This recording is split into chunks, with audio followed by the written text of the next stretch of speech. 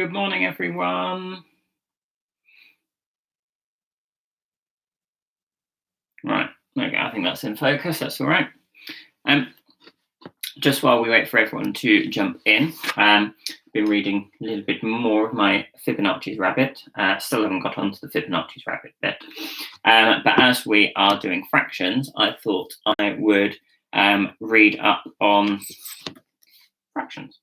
So, what makes a fraction Egyptian? Well, from the book here, it says that we found examples of fractions from the Egyptians from a scroll which was written 3,550 years ago. However, that was a copy of something which was even older. So that just shows that sort of fractions have been around for an awfully long time. And we've worked out from this scroll that the Egyptians used a decimal system for their mathematics, just like we do today. And so fractions to them were sort of as we would understand them. And then it gives an example of an Egyptian fraction. And I'm going to just go through that very quickly because I thought it was really interesting. Anyway, it says in Egyptian fractions, they only used unit fractions. So, for example, 1/2, 1/4, 1/3, 1/5. They didn't have anything other than 1 as the numerator, apart from 2/3, which will become apparent if you think about it when I go through this. Anyway, the example it gives in the book, and I thought was really interesting, so I thought I'd show it to you, is you've got 8 friends, obviously not around your house because not allowed to at the moment, and you've got 5 pizzas. So how do you share 5 pizzas among 8 people? Well, you have 5 shared between 8, which is 5/8. But how do you give everyone 5/8 of a pizza? It's a bit tricky. You can cut all the pizzas into 8s, which you can do, and then give everyone 5/8 or 1/8 of each of the pizza. That's one way of doing it. However, the Egyptians had a different way of doing it, and you can see my part-whole model here. So, what you've got is 5/8, and I'm going to split that because remember the Egyptians only use unit fractions, so it has to be 1 over something and 1 over something. And in this instance, it's going to be 4/8, which is a half, so 1/2, and 1/8. So now we've got those 2 unit fractions there.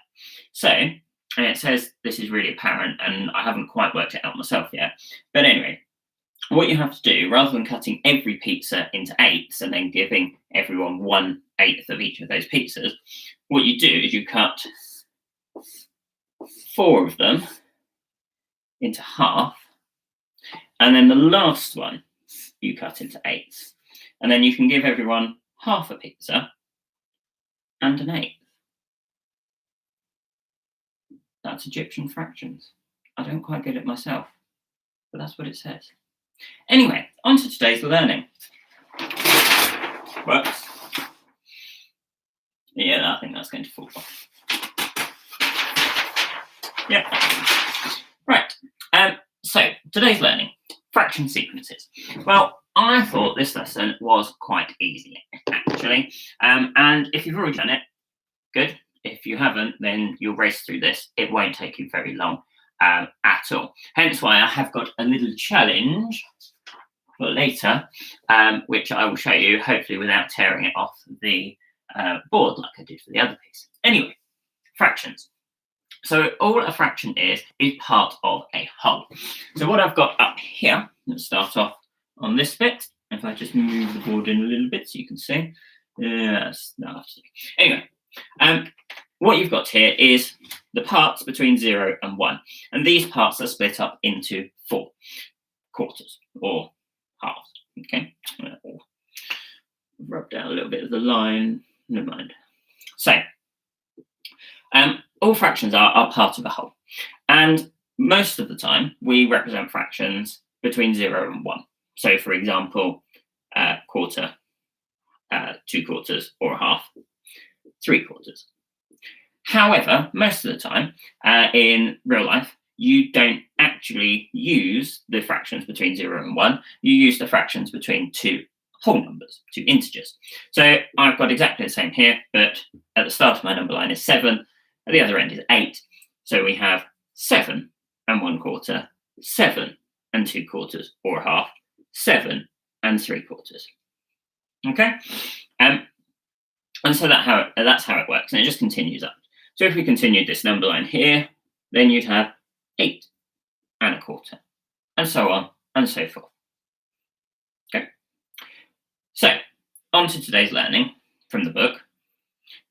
It's all about counting up in fractions, but not necessarily from 0.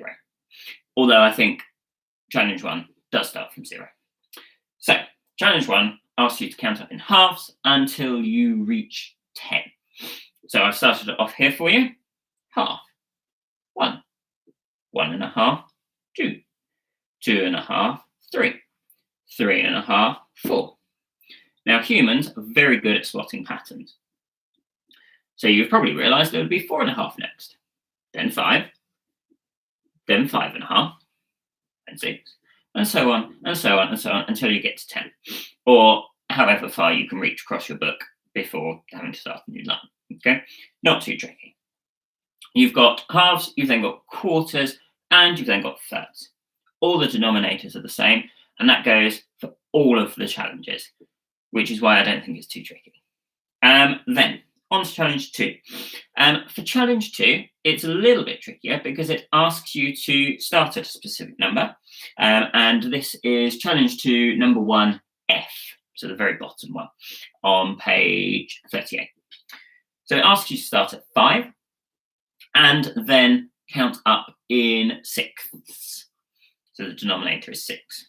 So we have 5 and 1 sixth, 5 and 2 sixths, which is also 5 and a third. If you want to think about simplifying your fractions, which I know some of you are encouraged to do, you know who you are. We then have 5 and 3 sixths, which simplifies to 5 and a half. We then have 5 and 4 sixths, which simplifies to 5 and 2 thirds. We then have 5 and 5 sixths. Then here we have 5 and 6 sixths, but we don't record it like that. We put 5 as a whole, 6 sixths as a whole, put them together, we get 6. 5 and 1 is 6. So we don't put 5 and 6 sixths, we just put 6. And then it continues. 6 and 1 sixth, 6 and 2 sixths, 6 and 3 sixths, and so on and so forth.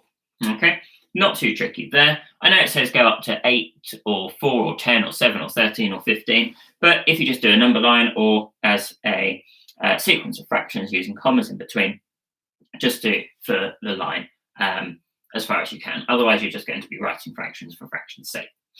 Then here we've got a trickier one. So this is moving on to page 39 because it's not going up, well, it is going up sequentially, but there's a gap in between each one.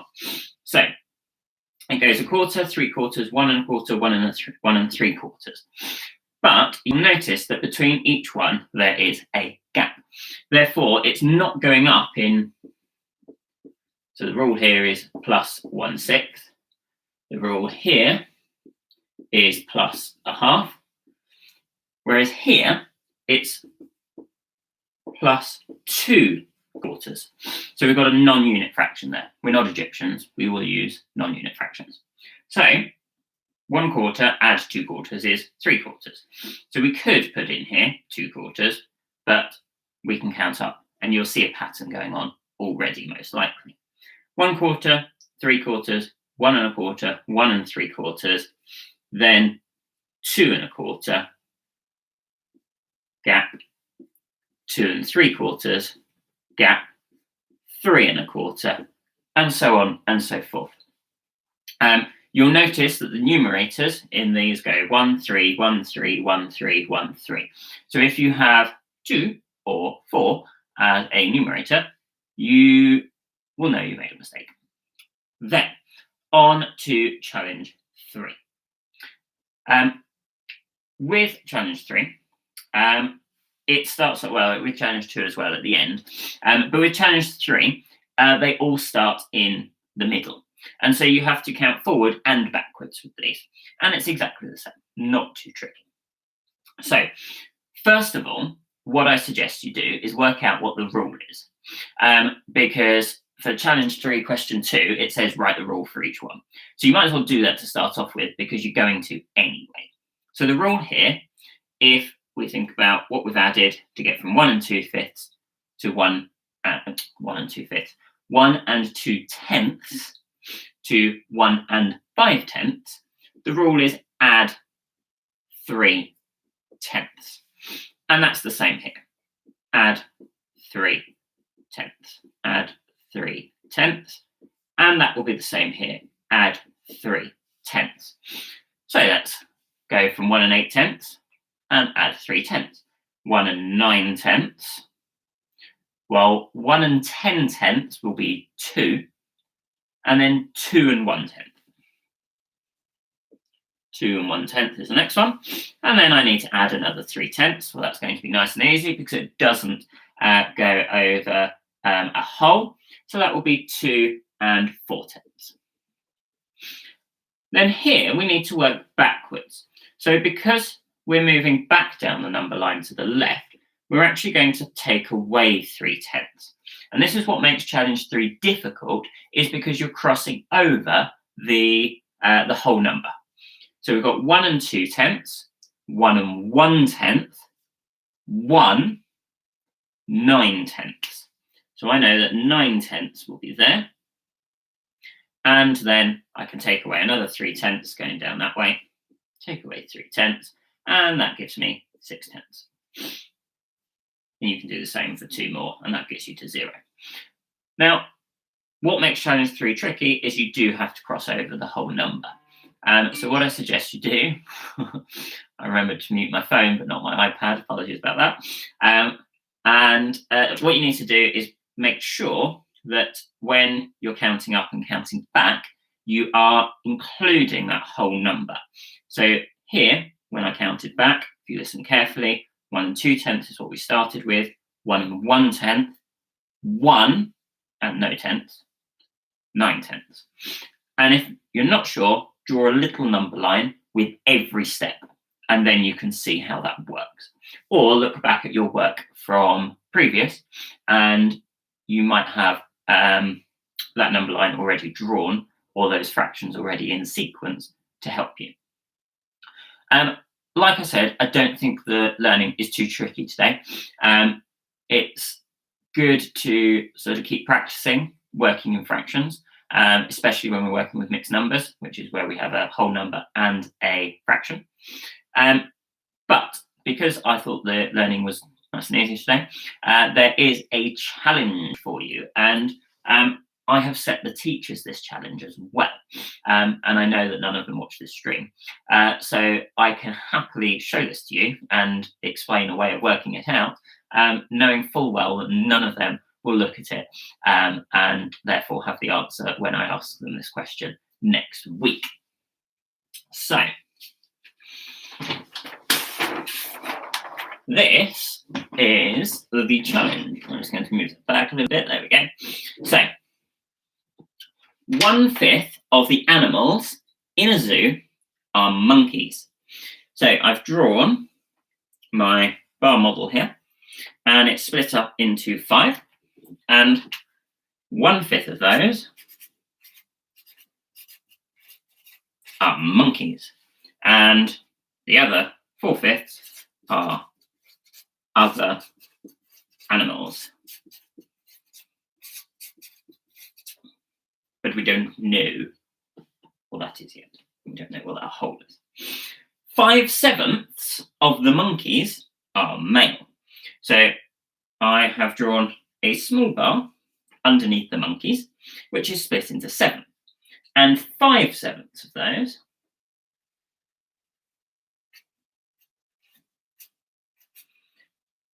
are male.